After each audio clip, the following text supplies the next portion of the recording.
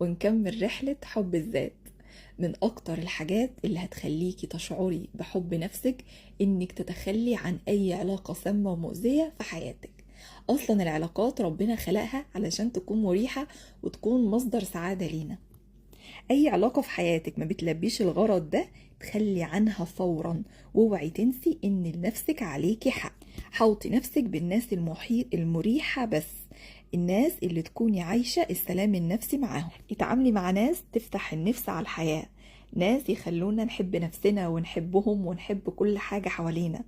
وبعدي فورا عن اي شخص يحسسك بالكآبة وما تحسيش معاه براحة نفسية، شخص يمتص كل طاقتك وتقومي مرهقة من مجلسه.